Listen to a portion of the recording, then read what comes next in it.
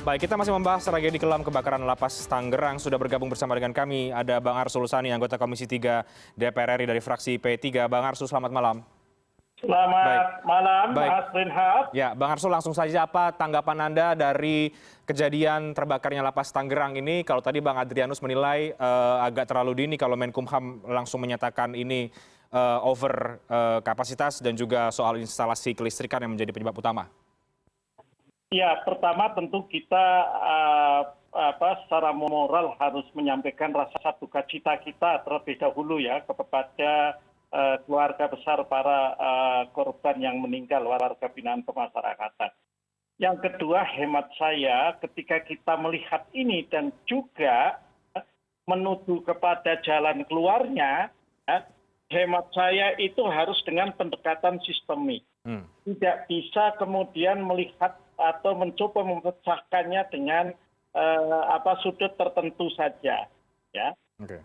Nah, Mas Reinhardt, saya misalnya mendengar Pak Menko Polhukam menyampaikan tentang bahwa pemerintah akan membangun lapas-lapas baru. Itu tentu memang menjadi salah satu solusi, tetapi bukan satu-satunya solusi hemat saya. Ya, kenapa? Karena yang namanya kemampuan pemerintah menambah kapasitas lapas itu seperti deret hitung, sedangkan pertambahan warga binaan pemasyarakatan ya itu seperti ukur, sehingga selalu akan di belakang. Hemat saya ada banyak hal-hal lain yang secara sistemik, kira Prof. Adrianus akan lebih tahu, yang itu mesti digunakan sebagai pendekatan untuk mengatasi persoalan. Oke. Kalau soal penyebab kebakarannya itu sendiri ya kita serahkan saja kepada Barreskrim Polri untuk melakukan penyelidikan mendalam. Apa benar karena korsleting atau ada sabotase, ada kesengajaan atau hanya mata-mata karena kelalaian. Oke, tapi kalau menurut Anda pendekatan sistemik yang seperti apa yang harus dilakukan? Karena masalah overkapasitas sudah masalah yang klasik, kebakaran juga beberapa kali kan terjadi di dalam lapas, meskipun ini yang jumlahnya sangat besar, korbannya 41 orang narapidana yang tewas. Ya, kalau kita bicara pendekatan sistemik, kalau saya belajar di Profesor Adrianus, ya, itu pendekatan elemen-elemen sistem. Ya, sana ada tentu perbaikan kelembagaannya, Dijenpas dan bahkan seluruh elemen dalam integrated criminal justice system kita, sistem peradilan pidana terpadu. Kemudian juga ada perbaikan dari sisi hukumnya, regulasinya, dan yang penting adalah juga budaya hukum ya, dalam proses-proses penegakan kita. Saya ambil contoh yang paling gampang, Mas Reinhardt, ya. Pasal 127 Undang-Undang Narkotika itu meletakkan politik hukum bahwa yang namanya penyalahguna narkoba itu untuk direhabilitasi. Itulah politik hukum yang berlaku sebagai hukum positif yang saat ini masih berlaku. Tetapi kita melihat ini tidak dilaksanakan secara murni dan konsisten atau konsekuen. Saya pakai istilah zaman Orde Baru ini, ya.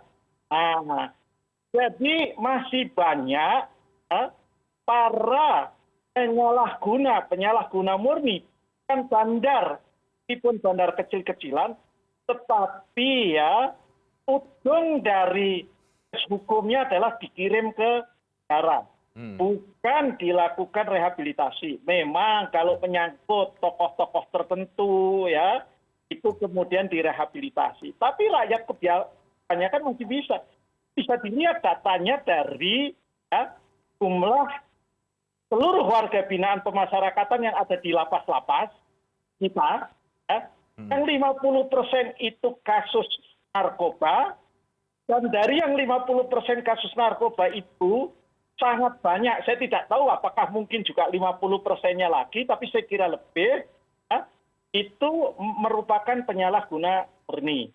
Nah, ini yang menurut saya hakikatnya, saya berharap Menko Polhukam, Prof. Mahfud FD ini duduk bersama dengan elemen-elemen penegakan hukum kita dalam sistem peradilan pidana terpadu kita yang ada di sisi rumpun kekuasaan eksekutif untuk merumuskan bahwa keadaan seperti ini itu harus diselesaikan. Ya, ini harus diselesaikan. Karena kalau kita bisa misalnya mengurangi saja dan kemudian merubah, ya, katakanlah warga binaan pemasyarakatan yang penyalahguna narkoba itu akan mengurangi overkapasitas lapas kita. Oke. Ya. Oke. Baik. Karena kalau kita mengandalkan membangun kemampuan lapas, salah. Saya sudah dari periode lalu jadi anggota DPR. Kita punya keterbatasan anggaran untuk itu. Ya, belum keterbatasan sumber daya manusia di jajaran di pemasyarakatan. Ada lapas yang ratusan jumlahnya, tapi satu regu sipirnya itu kadang cuma 5 orang. Sehingga kadang saya bercanda sama Pak Yasona Lawli, Menkumham, ini jangan-jangan kalau nggak dibantu oleh JIN, ini bisa jebol ini lapas kita. Gitu. Oke, baik Bang Arsul, oke bahwa memang narapidana narkotika menjadi mayoritas ya di dalam lapas, termasuk juga di lapas Tangerang. Itu juga tadi sudah diakui oleh Menkumham. Tapi ada persoalan lain misalnya soal peremajaan lapas, kondisi gedung misalnya yang tadi juga sudah dibahas. Tadi Anda mengatakan ada keterbatasan anggaran. Apakah itu soal anggaran ini menjadi problem tersendiri sehingga peremajaan lapas sulit untuk dilakukan?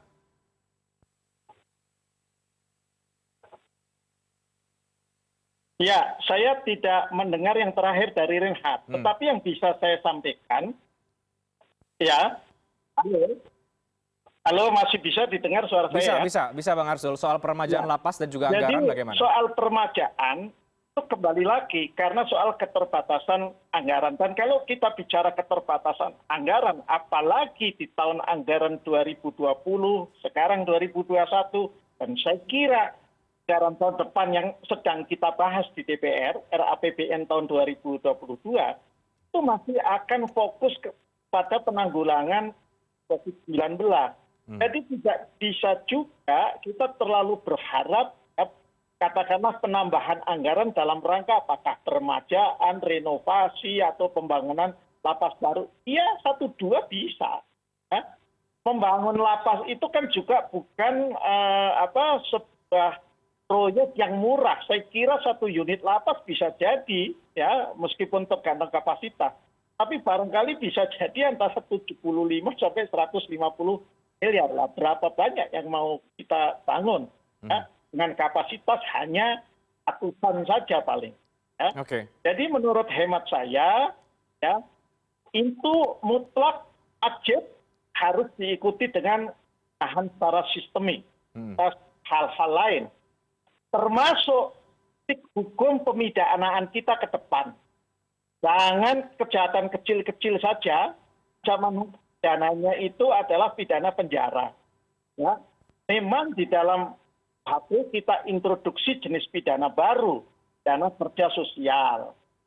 Dan kemudian juga hakim diberi keleluasaan untuk yang ancaman pidananya itu sekitar 1 tahun itu boleh kemudian dijatuhkan pidana denda. Jadi ini juga antara lain relaksasi politik hukum yang terkait dengan kebijakan pemidanaan kita yang ke depan memang harus kita rubah.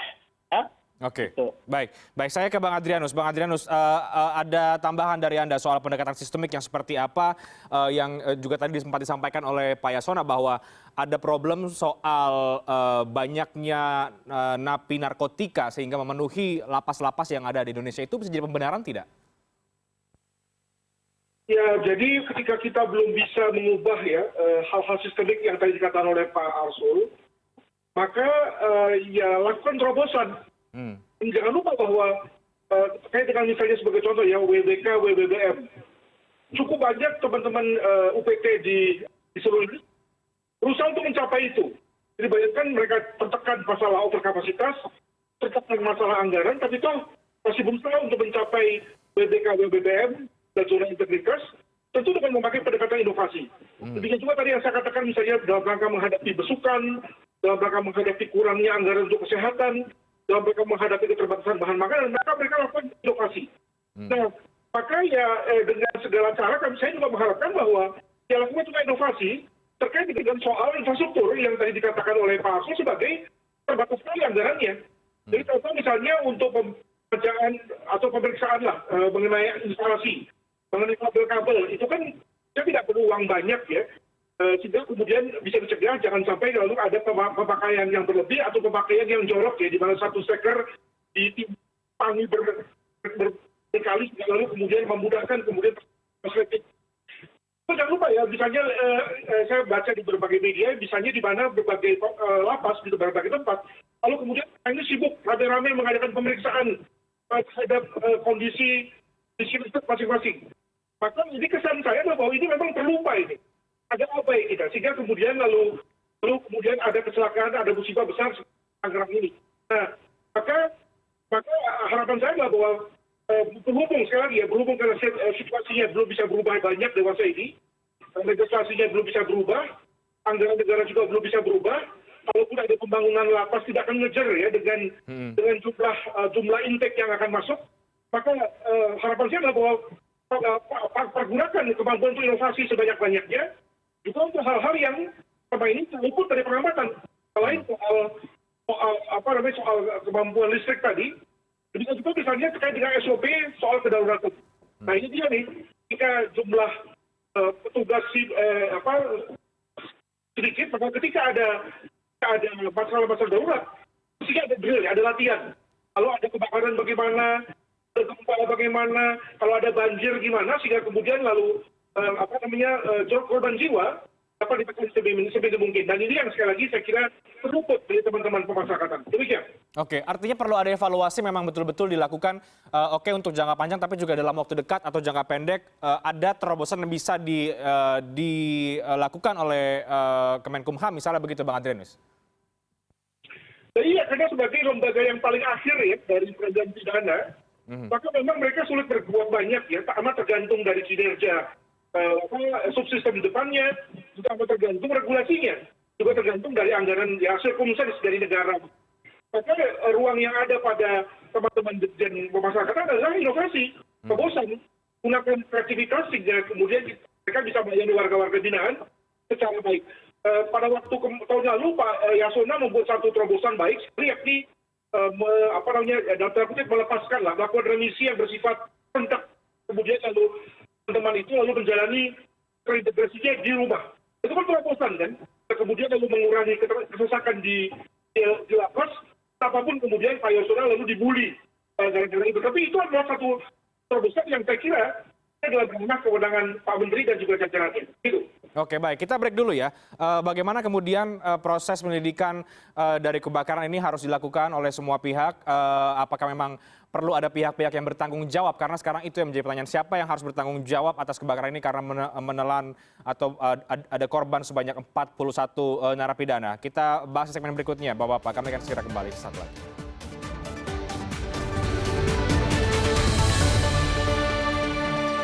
Baik, saya kembali ke Bang Adrianus lagi. Ini segmen terakhir, Bang Arsul dan juga Bang Adrianus. Sekarang bagaimana menurut Anda ke depan untuk penyelidikan dari kebakaran ini? Ada tim yang dibentuk oleh Menkumham. Apakah menurut Anda itu sudah cukup atau harus seperti apa bagaimana penyelidikan dari kebakaran yang terjadi di Lapas Tangerang ini, Bang? Ya, saya kira standarnya tentu polisi harus masuk, lapor inavis harus masuk, tidak kemudian lalu bisa dilihat sebab-sebabnya. Yang pertama, yang kedua soal jumlahnya, ya saya kira memang menjadi hal yang niscaya ya. Setahu saya di blok itu ada 19 kamar yang harusnya diisi maksimal oleh 2 orang, tapi diisi oleh 6 atau lebih, 7 sampai 8 orang. Maka lalu berjumlah 120 berapa itu jumlah total dari blok tersebut. Alhasil ya ketika kemudian terjadi kebakaran ya lalu tentu menimpa banyak hal. Jadi dengan kata lain, kalaupun misalnya diisi standar 2 orang, maka tentu juga ada korban juga gitu ya. Jadi saya kira fokus kita adalah pada bagaimana proses itu terjadi, apakah benar bahwa memang ada kelalaian, ya, itu yang saya kira begitu ya. Itu juga benar karena memang tadi ada konteks di mana kualitas dari memang menurun, ingat usia bangunan yang memang rata-rata sudah tua. Oke, baik. Artinya bisa ada potensi ini masuk ke ranah pidana, menurut Anda, Bang Adrianus? Ya bisa saja.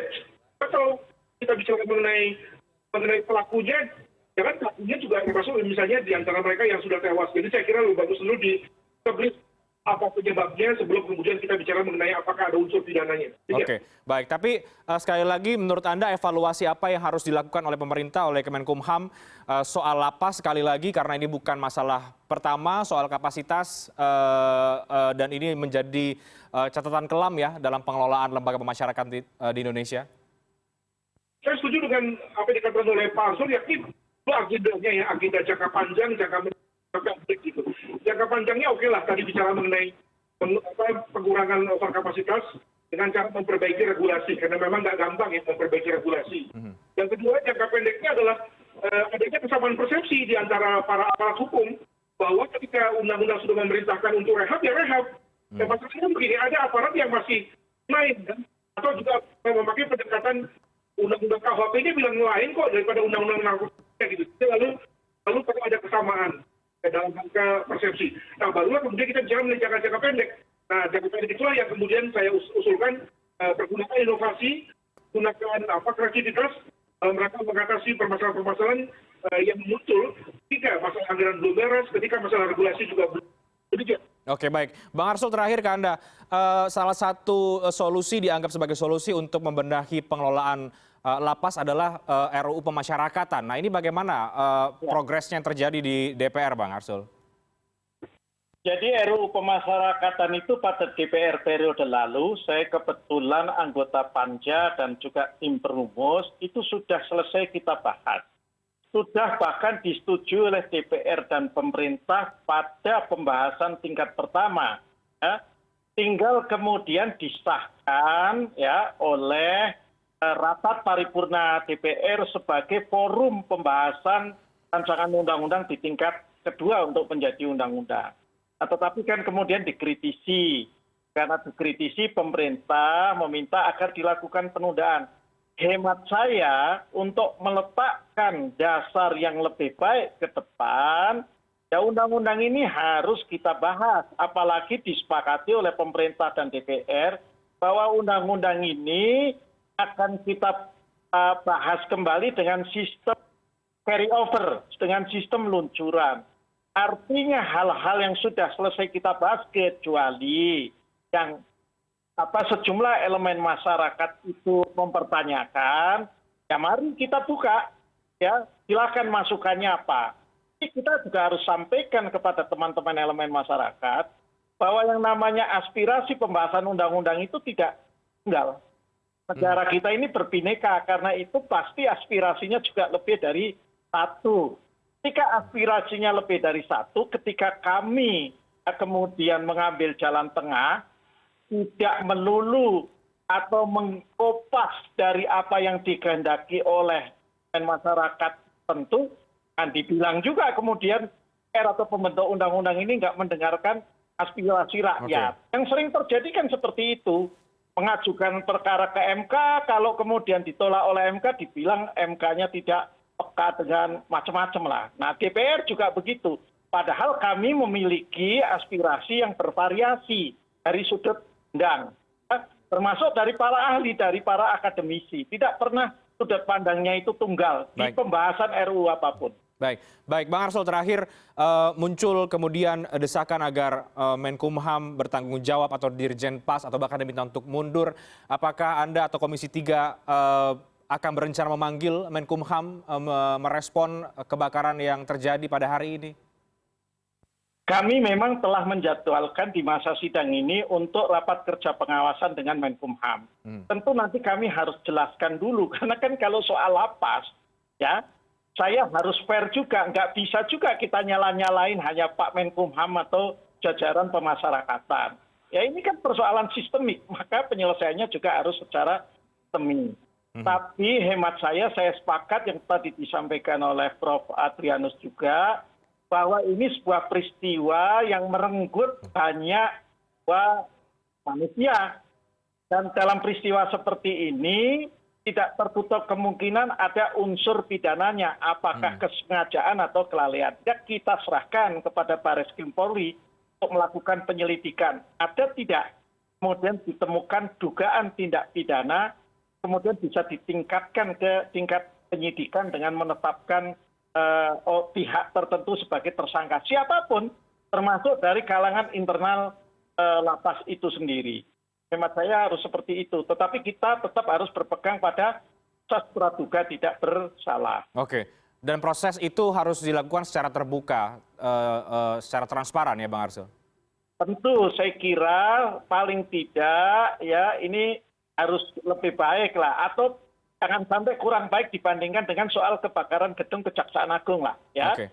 Jadi saya yakin lah Barreskrim itu akan transparan nanti ya, menyampaikan hasil penyelidikannya kepada masyarakat. Oke, baik, kita akan lihat bagaimana hasil penyelidikan yang dilakukan dan tentu sekali lagi ini menjadi catatan terhadap pengelolaan lapas yang ada di Indonesia. Terima kasih banyak Bang Arsul Sani dan juga Bang Adrianus Meliala sudah bergabung bersama dengan kami pada malam hari ini. Selamat malam, sehat selalu. Selamat malam, ya, assalamualaikum.